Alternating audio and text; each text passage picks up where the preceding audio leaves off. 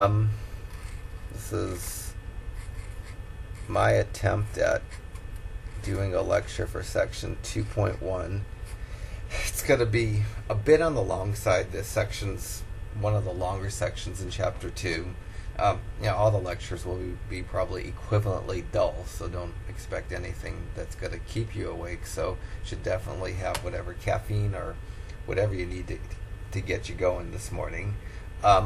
Throughout the entire semester, I will use this calculator, and this calculator for our class purposes is way better than any graphing calculator that you might have, and it's probably way better than any scientific calculator that you might have, because it does a lot of things that most calculators don't do.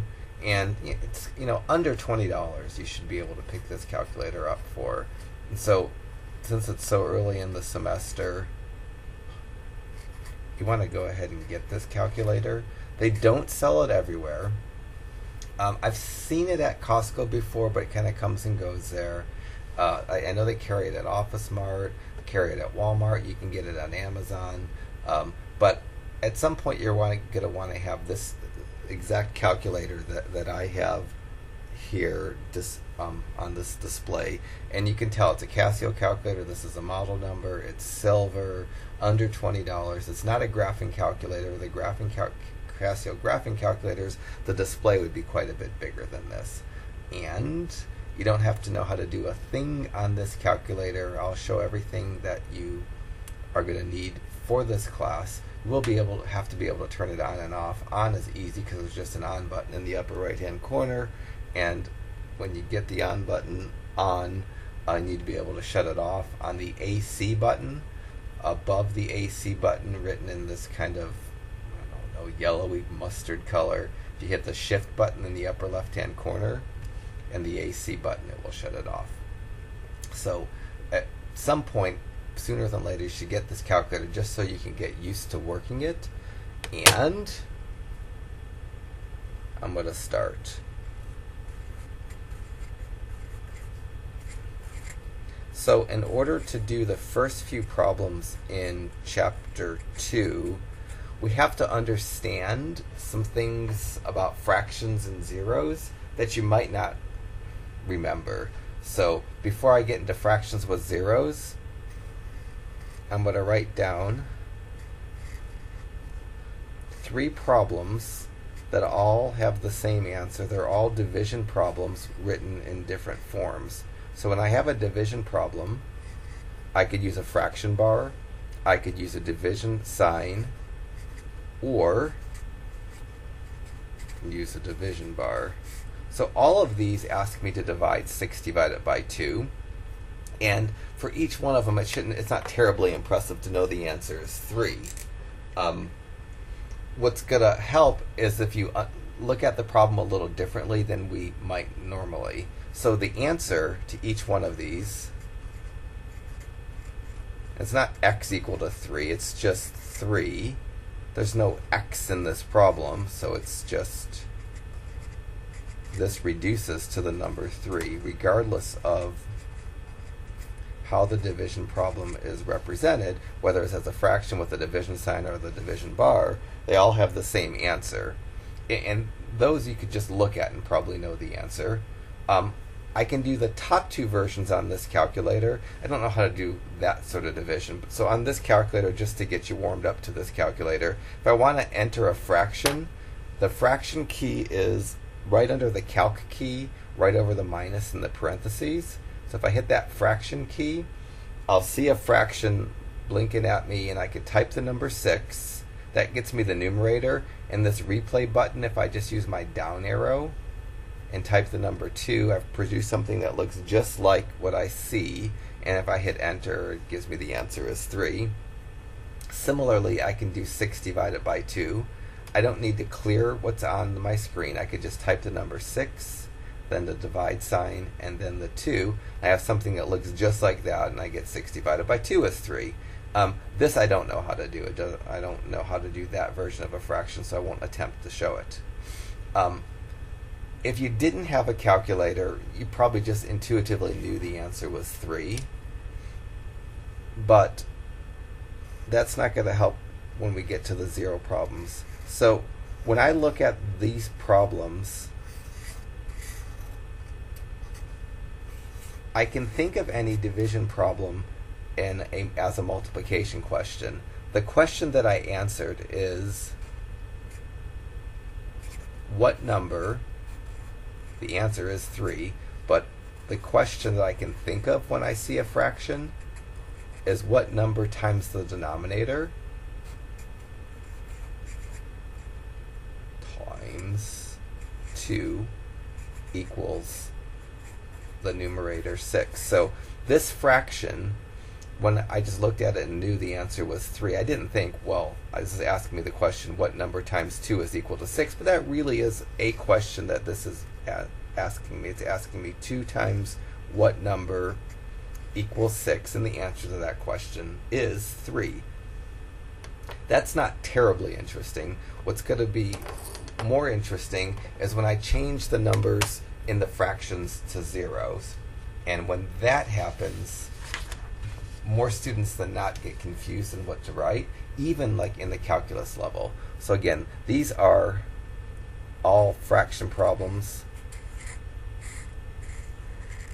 They're all 3 different representations of the same problem.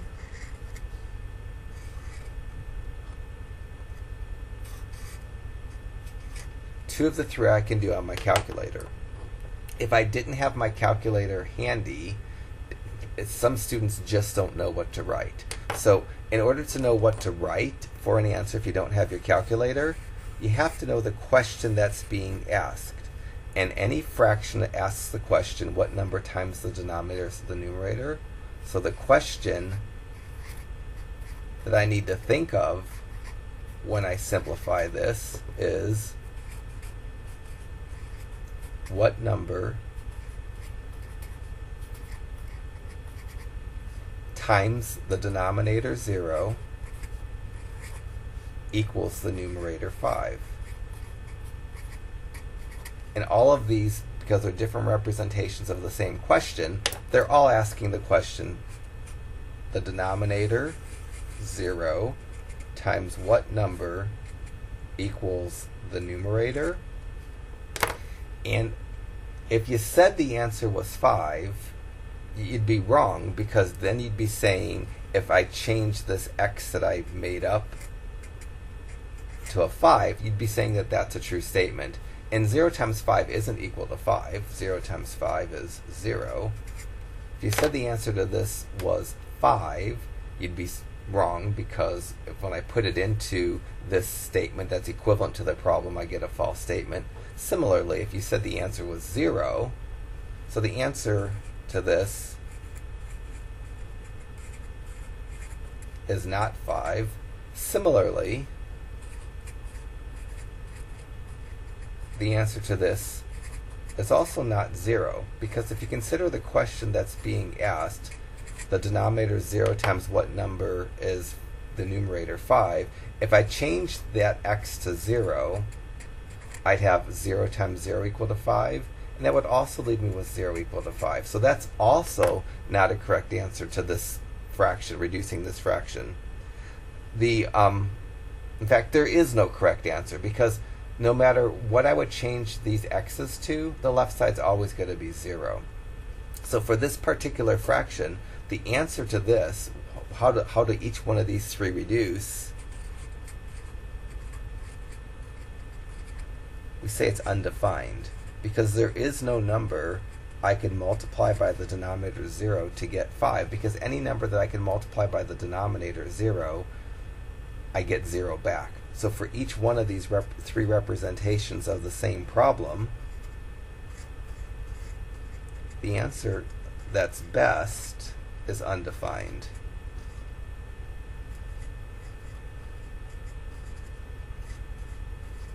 So again, because I have this slick calculator, my calculator is going to tell me, if I didn't even know this, what the answer would be appropriate. What would the appropriate answer be? So to do this fraction on this calculator, to show that it's undefined, or to show how this calculator represents undefined, hit the fraction button, type the number 5, hit the replay button, put it down, type the number 0, and when I enter that fraction 5 over 0, it gives me a math error.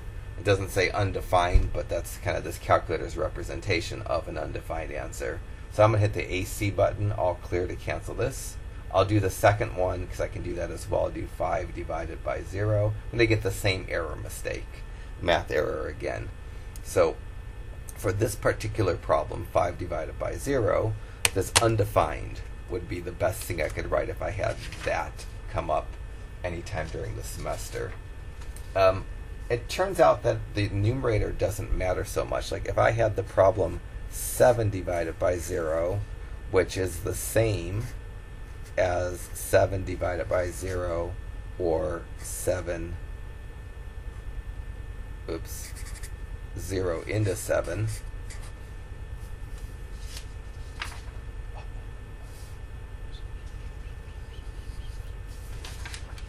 You will notice, since I'm flying alone here, that sometimes I make mistakes, and you start staring at my mistakes and maybe they start driving you crazy. I already made a mistake. That's not a good sign for what's about to come for the rest of the day. But I don't use this division symbol that often, and I did it backwards. I did it on the first part right because it was easy for me, because I could do that problem in my head. This problem, I have this written backwards. When you're writing a division bar version of a fraction, the denominator should go outside the division bar, and under the division bar you should get the numerator. So I messed up already. It didn't impact the work so much because I just kind of cheated on this, but the answer to that fraction that I had there was actually 0. But let's just say I screwed up, and hopefully I don't do it again today, or if I do it again I catch myself. So this was a big error. Hopefully you saw that and you were getting ready to send me an email because you saw I made a mistake and you wanted me to say something to the rest of the class that I screwed up. So getting back to the work here. So this problem, 7 divided by 0, 7 divided by 0, 0 going into 7 are all equal. So when I'm making a fraction bar kind of problem out of a fraction, the denominator goes outside the division bar, the numerator goes under the division bar. Each one of these questions, now that they're equivalent, are asking the denominator times what. So they're all asking what number times 0 equals 7. So this is saying 0 times what number equals 7. I don't have to put the times sign down. And each one of these has the same, there's no solution, because if I, no matter what number I would change this x to, when I multiply any number times 0, I'm going to get 0. So the left side is always going to be 0. The right side is always going to be 7. There's going to be no solution to this problem. So the answer for each one of these problems is going to be undefined. And I can do all 3 of these on my calculator again if I care to. Well, the top 2 I could do on my calculator. The bottom one I can't do on my calculator because I don't know how to do that symbol on my calculator. But they're all going to be undefined.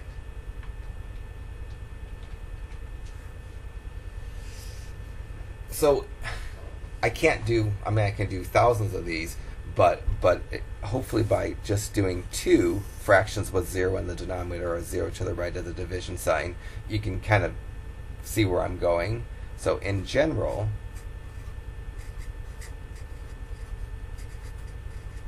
we say that any fraction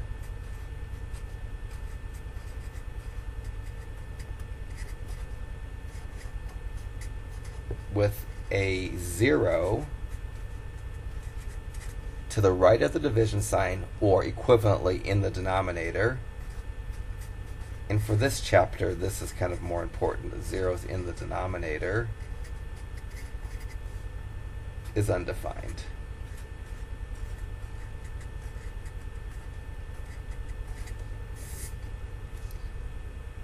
So in general, we say any fraction with a zero in the denominator is undefined. I could say in general, we could say any division problem with a zero to the right of the division sign is undefined because those are equivalent.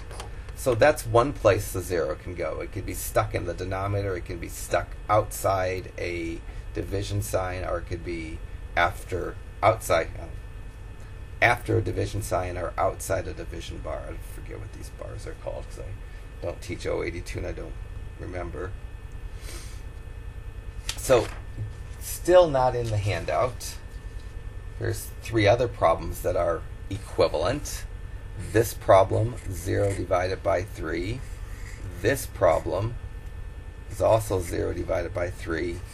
And this problem, 3 into 0. All of these have the same answer. They're all three different representations of the same problem. Each of these is asking the denominator, 3, times what number equals the numerator. So for when I see these three problems, if I didn't have a calculator, this is the question that I think of. It's the question that these are asking me to solve. And unlike the last sets, these actually have answers. The answer to this is 0. Because if I change that x to 0, I get 3 times 0 is 0, which gives me a true statement, 0 is equal to 0. So the answer to the top, all three of these, because they're all three representations of the same problem, is 0. And it's not really x equal to 0 because the initial problem that's given doesn't have an x, so it would probably be wrong to say x is equal to 0. It's just this reduces to 0.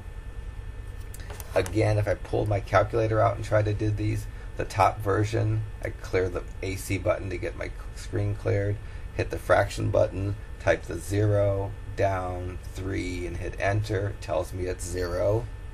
Second version, 0 divided by 3, enter, and I get 0 again.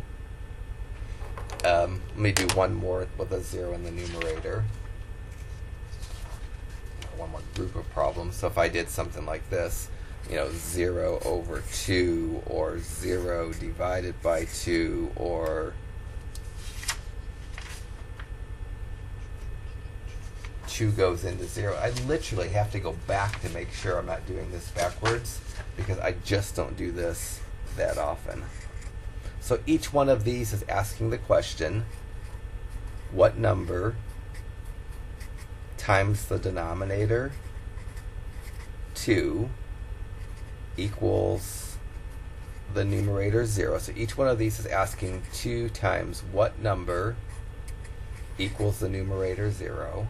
And the answer to all of this question is 0, because if I change that x to a 0, I get a true statement. Each of these has an answer of 0.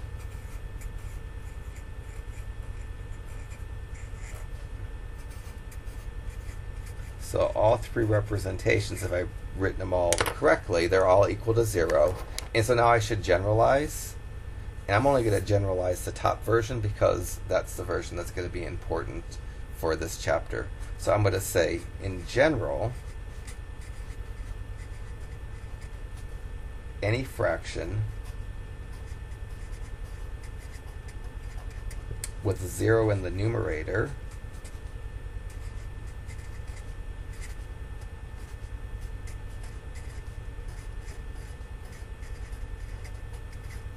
equals 0. So with fractions, zeros could be in the numerator, they could be in the denominator. 0 in the numerator is 0, 0 in the denominator is undefined. We're just not going to run into 0 over 0 where you get a 0 in the numerator and the denominator in this class. If you're interested, we call that also undefined. We let the denominator 0 kind of triumph over the numerator 0. But that I don't really want to get into this morning. I already probably spent more time than you ever care to see about fractions with zeros. But if I didn't do that, then that might make this next group of problems not work so well. So most every problem in chapter 2 is a fraction, and if you didn't have instructions in front of you, then it might not be clear as to what needs to be done. So it's going to be important when you're going through the problems to look at the instructions and understand what the instructions tell you to do. So for each of the problems between 1 through 8, of which I'll do 2, 4, 6, and 8, it says substitute the given number in the expression and simplify if possible. So I see a fraction, and then to the right of the fraction let x equal to something. All I'm going to do is change in the problem the x to that number, and I'm going to simplify. And my answer is just going to be a number. My answer is not going to be x equals, because I'm not going to say x equals to whatever this fraction reduces to when I put 0 in. But what this problem wants me to do is it wants me to change the x to 0. Because the x was written next to the 2, I knew that the x needed to be multiplied by 2. And when I changed the x to 0, I could have just put a times sign and the number 0 to represent 2 times x. Or I could have put a parentheses to represent 2 times x. But I couldn't have just written a 2 and a 0 next to each other without a times sign or a parentheses, because then it would look like 3 over 20 plus 5. I don't need my calculator to reduce this because I know orders of operations well. Both of these, to get from the problem to the answer, I'm going to simplify the denominator, and in the denominator, the orders of operations, I need to do the multiplication of 2 times 0 and then the adding. And when I reduce the denominator, it reduces to the number 5, because 0 plus 5 is 5.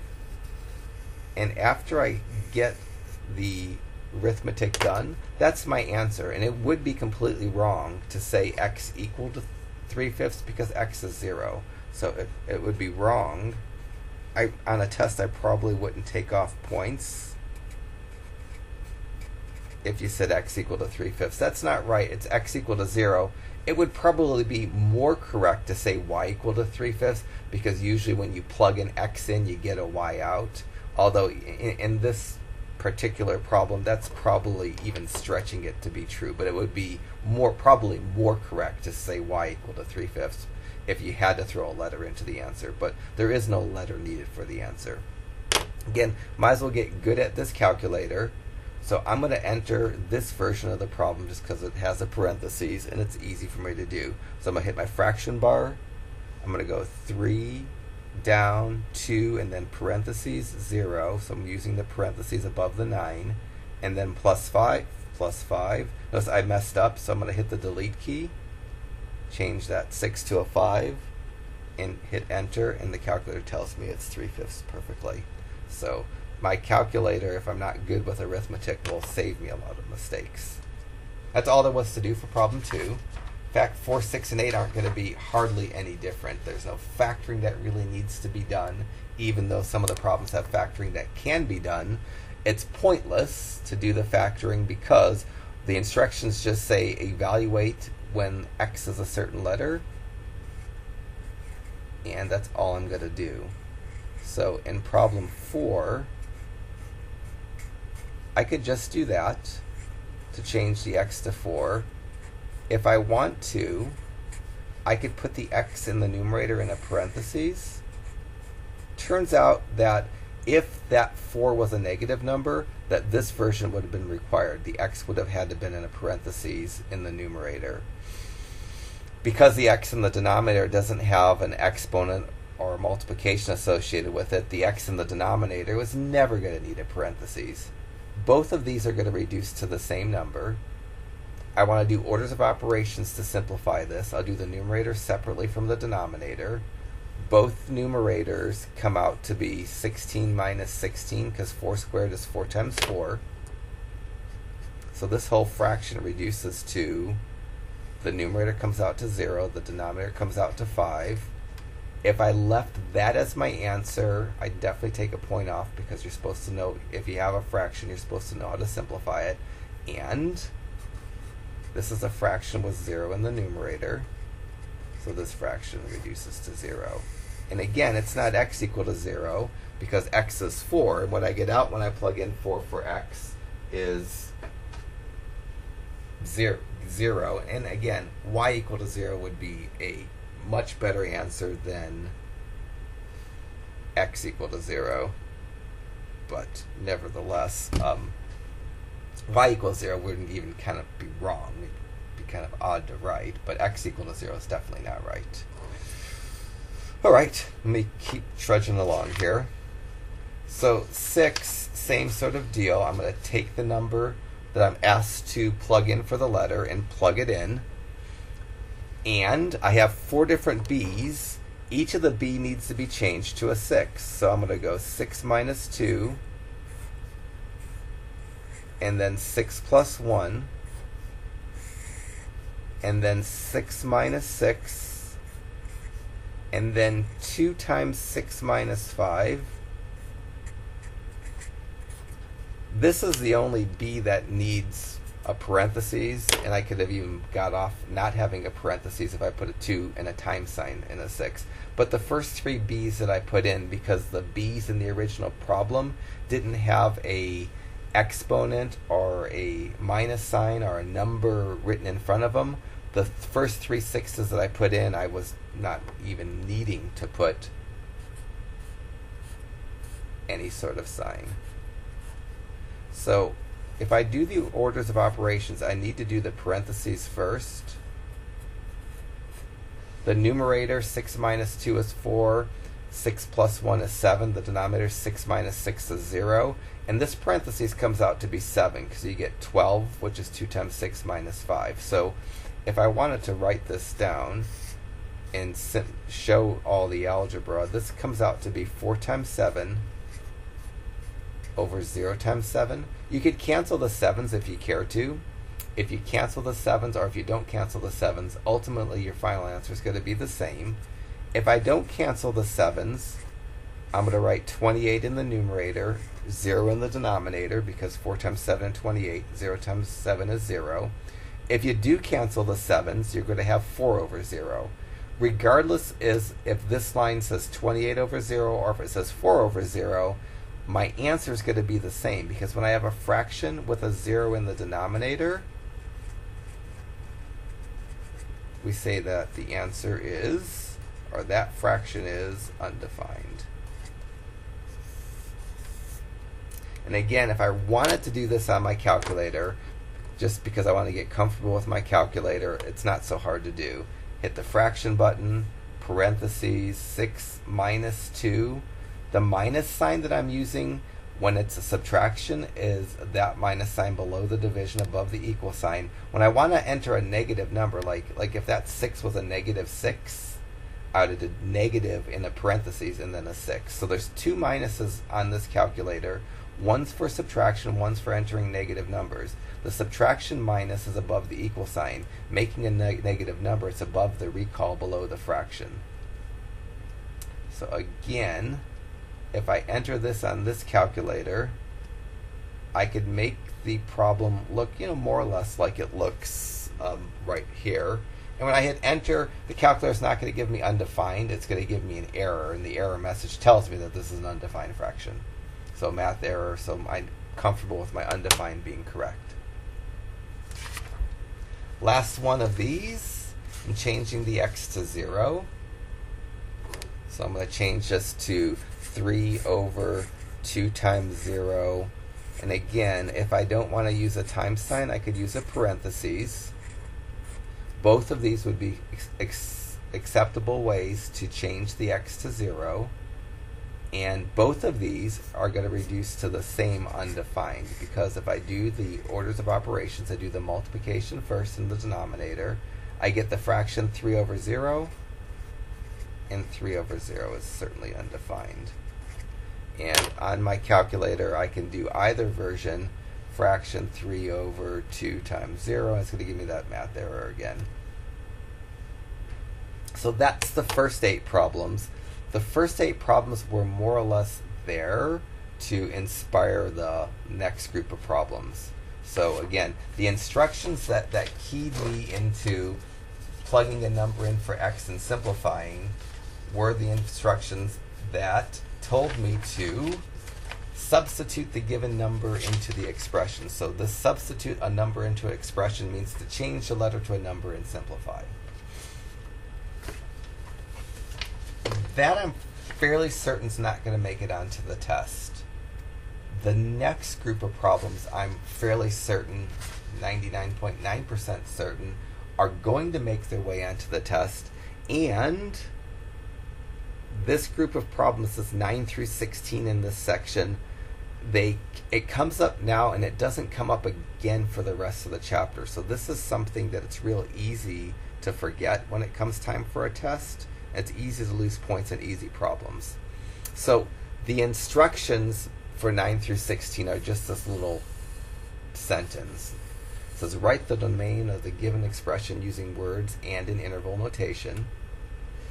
And then I put this and typed this because I just didn't care to write this morning. So this comment is supposed to explain. These instructions are kind of what the words in the instruction, the big word in the instruction means. If you took Math 092 on campus, and or if you're just coming out of the high school class that's just directly beneath intermediate algebra, theoretically you already know what domain is and how to do these problems. Each one of the problems between 9 and 16 is a problem that is covered in beginning algebra, so hopefully these are review. But if they're not particularly hard, and if I do a decent job, then you'll be able to do the problems well. So this little 2 sentences that get to look like a paragraph when I make the font big enough are just helping you remember what the domain of a fraction or an expression is. So this problem number 10, I call an expression because it's a problem that doesn't have an equal sign, and that's what an expression is. So this word expression just means it's essentially a problem that's lacking an equal sign.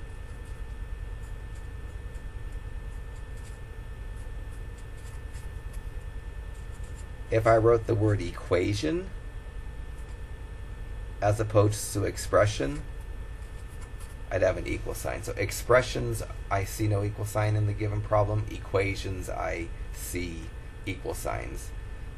So the domain of an expression consists of all real numbers except those that result in undefined when the variables are changed to that number. So this sentence, it gives me a nice push in terms of figuring out what the answer is in the using words. So the domain of this expression, the domain of the fraction 4 over x plus 7 consists, I'll be consistent with this, of all real numbers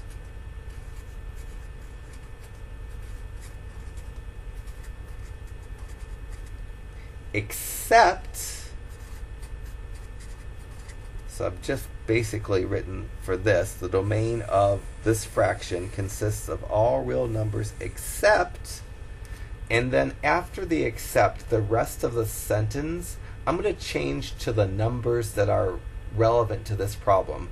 I want to figure out the numbers that if I change the letter to that number, I get undefined, and those are the numbers that I need to exclude from the domain. So if I look at this fraction, I might be clever enough to figure out what number I could change the x to get undefined.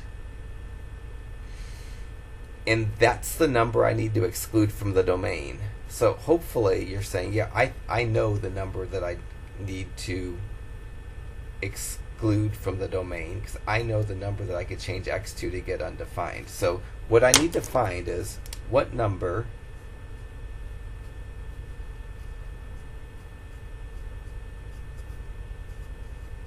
can I change x to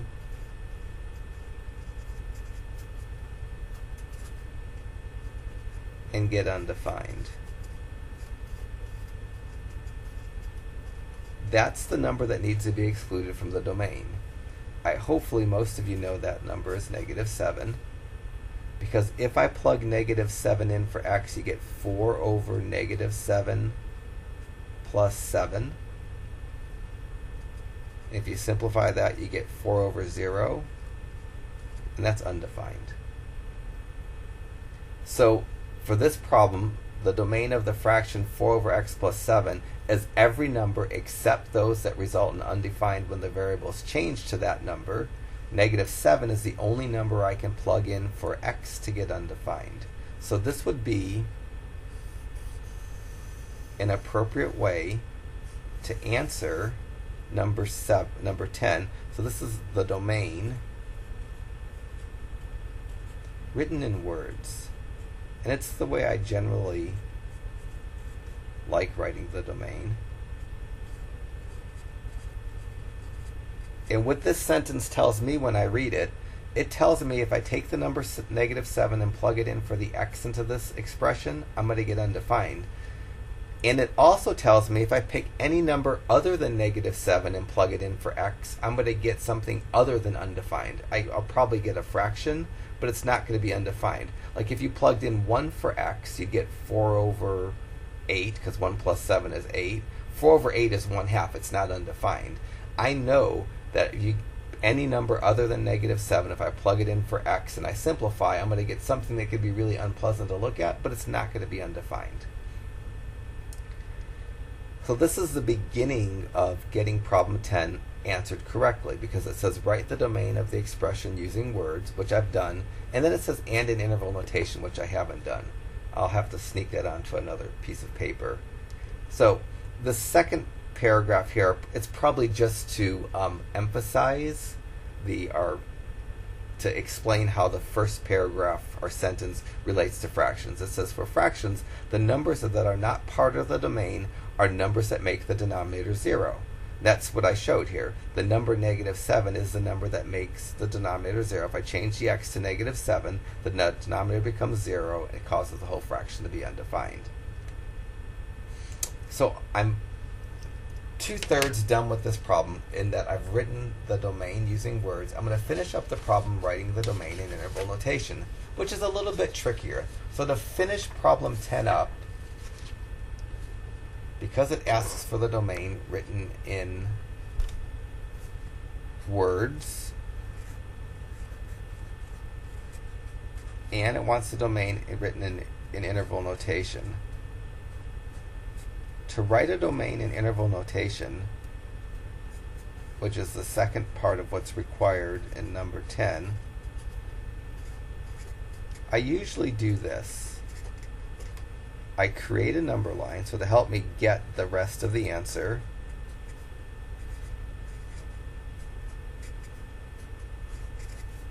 And I place -infinity at the left end, positive infinity, usually don't write the positive sign, on the right end of that number line, and then any number, and then I add numbers that need to be excluded from the domain.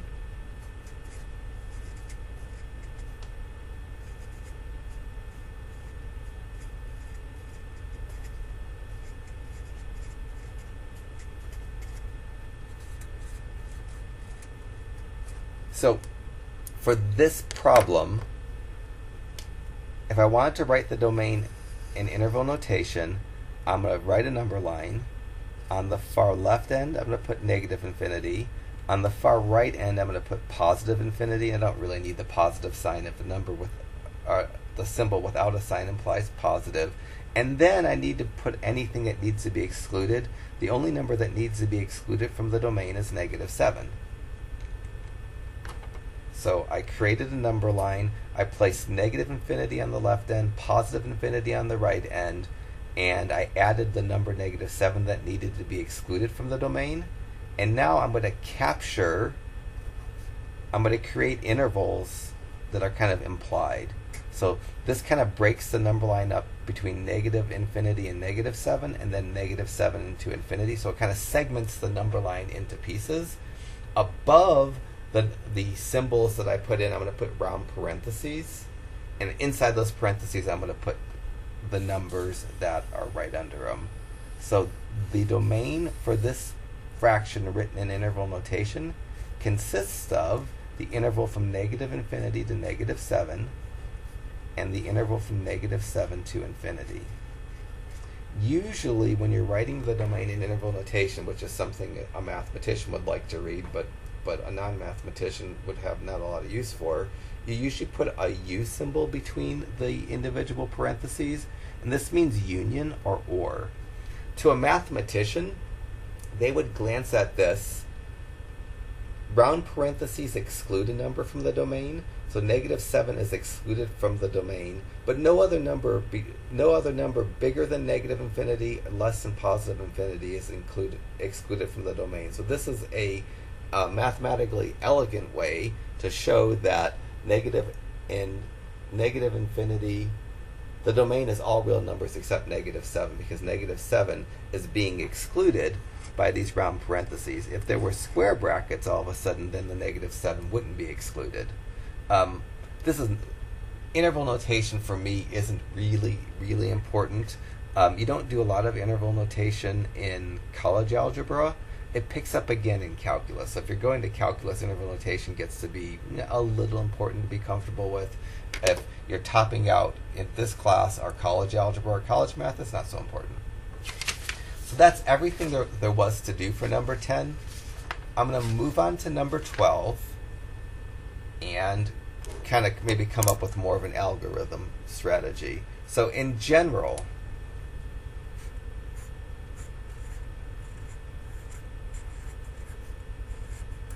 if I could actually spell, in general, to find the numbers to exclude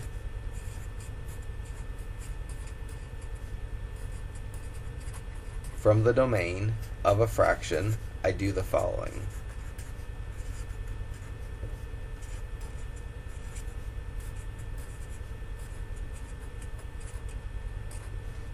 One, I ignore the numerator or the top.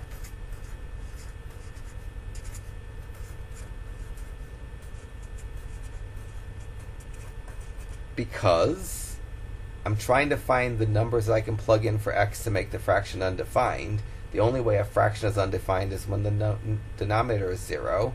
Finding the number that makes the numerator 0, it isn't helpful because it doesn't make the fraction undefined. 2, I solve the equation, the denominator equal to 0.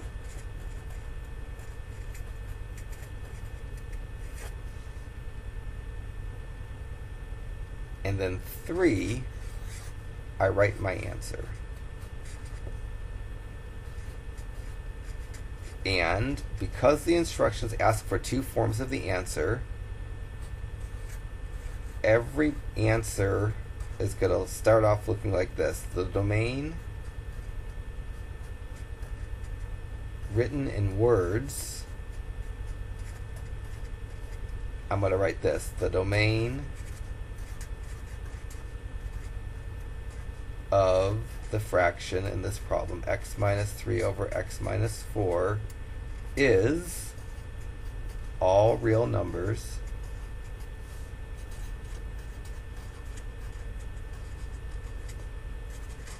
except, and the only thing that makes me not done is I don't know what to put after the except. And then after I get that, I'll write the domain in interval notation.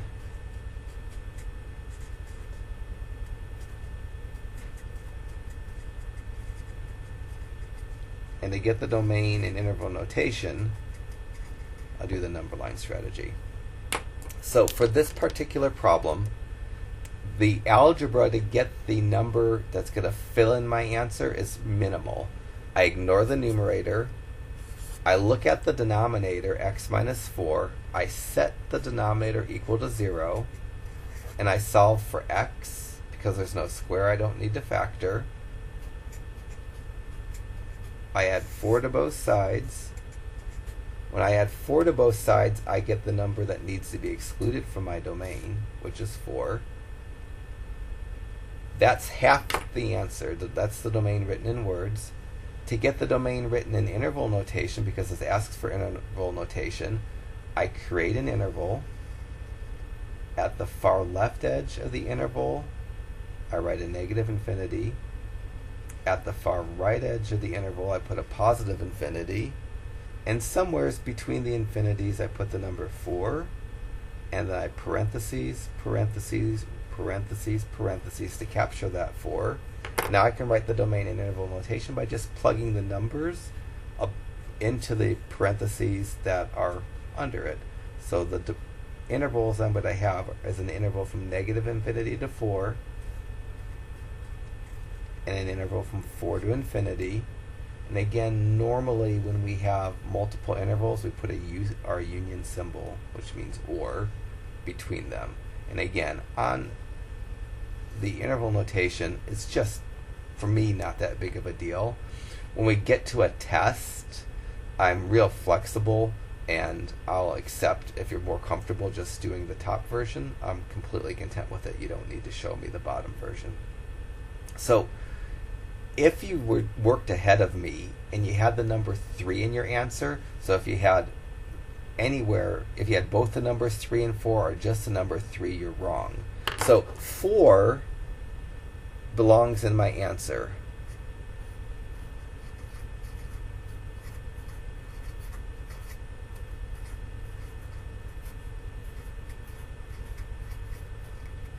But 3 does not belong in my answer.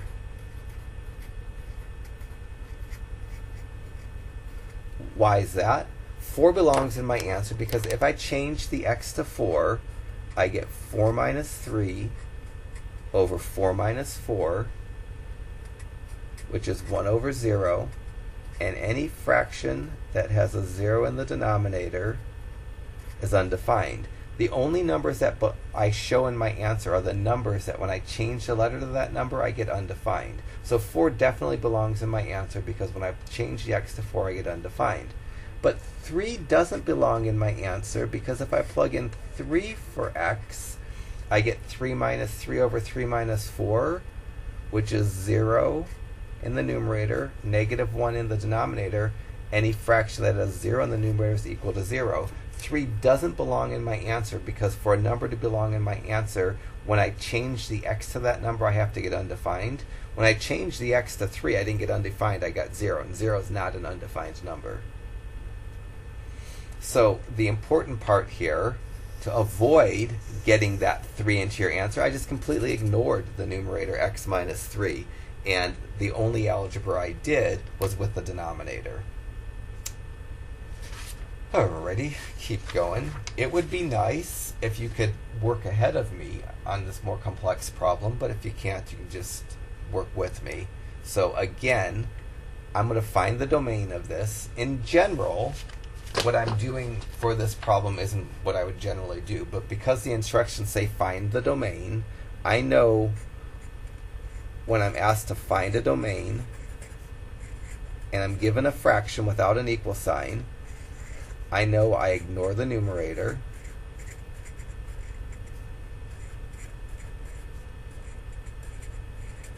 Which is the y squared minus 9. And then I'm going to solve the denominator equal to 0.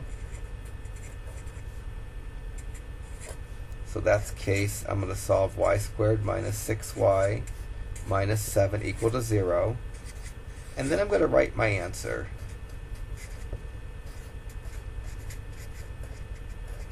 In words, I'm going to say the domain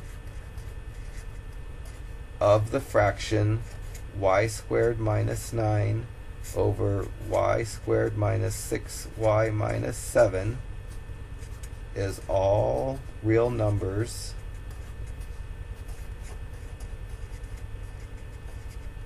except, and I'm going to have a number or two after the word except, and then in interval notation,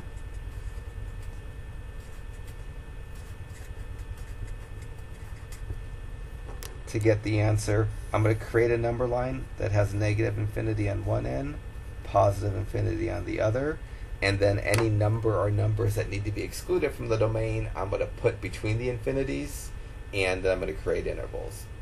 So the key to getting problem 14 done correctly is the algebra and doing the algebra correctly. And it's step 2 here that requires my algebra.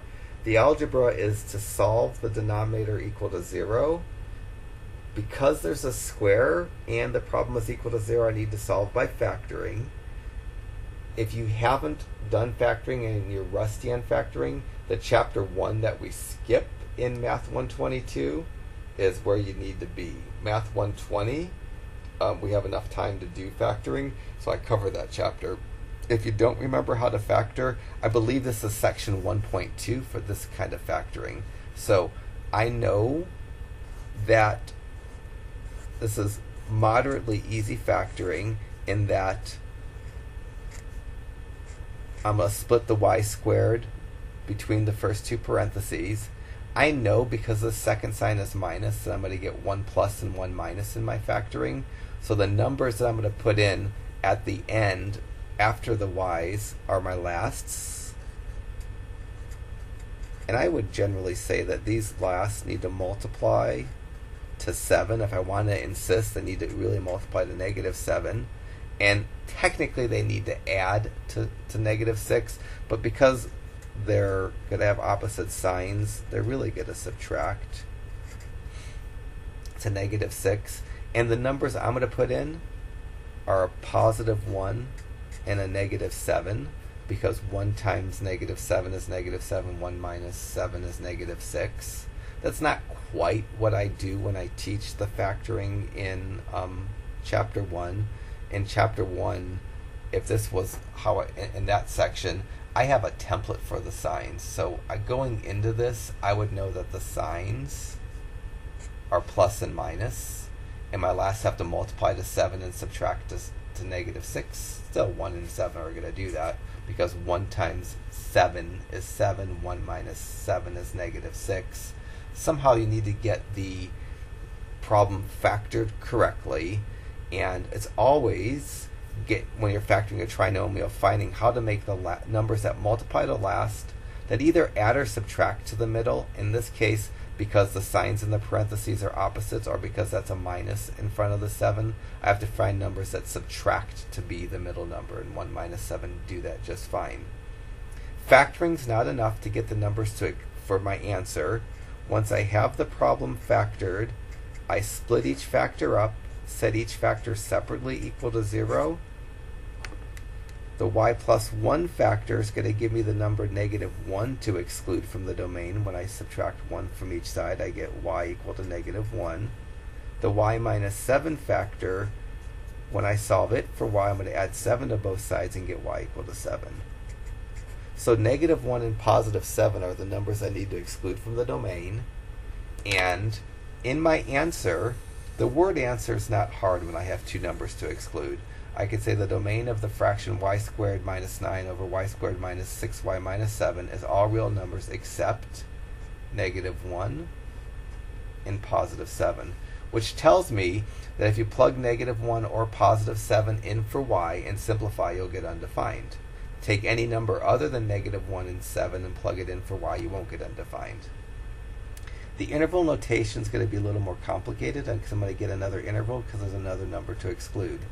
To get the interval notation answer, I have my number line with a negative and positive infinity. I need to put the two numbers negative 1 and positive 7 kind of in the correct order. The negative 1 is smaller, so it goes to the left. The positive 7 is bigger, so it goes to the right. And I need to encapsulate every number in a left and a right parentheses. Now I'm going to get the intervals that are implied. The first interval that's implied is the interval from negative infinity to negative 1. The middle interval that's implied is the interval from negative 1 to 7. And the far right interval that's implied is the interval from 7 to infinity. But I put union symbols between these, and that would be a perfect answer written in interval notation. So this completes 14 perfectly. I ignore the numerator. I didn't have 3 or negative 3 in my answer, because if I would plug in 3 for y, I'm going to get 0 and not undefined. So I ignored the numerator, took the denominator, solved it equal to 0. Because there's a square, I had to solve by factoring. Got the numbers to exclude, added them to the end of my words. The words are essentially the same in every answer. The numbers are different, and filled up my intervals with them as well. One last problem, I think, in this grouping. 16 is a similar problem in that it's a fraction and it asks me to find the domain. So the first thing for any time I'm asked to find the domain of a fraction I need to be aware of is that I don't do anything with the numerator. If I do anything with the numerator, I'm finding a value that makes the numerator 0, that makes the fraction 0.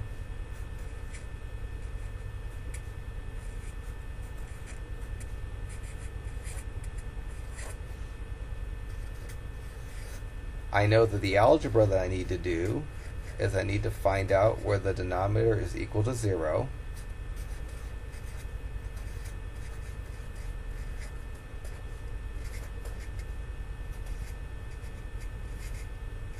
And I know in words, my answer is going to look like this.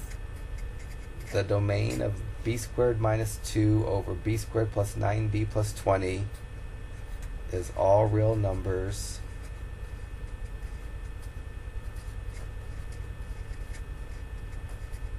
except, and then I know that to get the domain written in interval notation, because this asks for both the domain written in numbers and the domain written in interval notation, in order to piece together that answer, I'm going to need to have a number line that has negative infinity on the left edge, positive infinity on the right edge. Because in this step 2 there's a square, I need to solve by factoring, and this is easy factoring. The b squared I'm going to split between a couple of b's and make that my firsts. Because the problem is lacking minus signs, I don't have to worry about signs, I get a couple of plus signs. And the numbers that go after the plus signs have to multiply to that last number 20 and add to the middle number 9. So after the plus signs, I need two numbers that multiply to 20 and add to 9. It's going to be 5 and 4, or 4 and 5. And it doesn't matter which I put in each parentheses, they're both okay. I'm going to do a 5 then a 4. 5 and 4, positive 5 and positive 4 aren't the numbers to exclude from the domain. I haven't finished step 2. When I have a problem that's both set equal to 0 and factored, I need to split the parentheses, take the inside of the parentheses and set each one equal to 0. And then I need to finish up both of them, and I'll finish them by subtracting. The first parentheses, I'm going to minus 5 from both sides and get b equal to minus 5. The second parentheses, I'm going to minus 4 and get b equal to minus 4. So when I go to write the answer for this expression in words, I'll say the domain of b squared minus 2 over b squared plus 9b plus 20 is all real numbers except negative 5 and negative 4. It's a little trickier to do the interval notation. Negative 5 is further left on the number line than negative 4. So when I place the numbers to do the proper intervals, you go, the smallest number, negative 5, goes before the negative 4. I create parentheses to kind of encapsulate the numbers. The intervals I'm going to have in my answer are the interval from negative 5, infinity to negative 5, and then the interval from negative 5 to negative 4, and then the interval from -4 to infinity. Everything's all round parentheses, no square parentheses, and union symbols between the parentheses. On the test, I'll take which either you want to give me. You don't have to give me both. Interval notation and words. Usually I take one or the other, and there's actually a shorthand notation that I often use, that if you come to class and ask me about the shorthand notation, that would be an acceptable way to write the answer. I can show that to you as well. I think I'm going to pause and do this video in 2 parts, because this has already been a bit on the long side, so that if you need to take a break, you can take a break. If not, you can just do the rest of the video. It would be a great time, if you have the time, to do the first 15 problems in this section, just to kind of check how well you're understanding. And as you're doing the problems, you should check your answers. There's answers that you can print out under the answers links, and you'll notice that my answer written in words, I might have not written the fraction each time. I'm like, if this would be an acceptable answer, where the domain is all real numbers except -5 and -4. If I don't include the problem in my answer, it's probably just being lazy and I didn't care to type it again. It's okay. It's implied when you're answering a problem. If you're saying the domain is, it's implied that it's related to the problem that's given. Alright, so that's the end of what I'm going to do for the first bit of this section. Let me pause this video, and you can start a new video or you can take a break.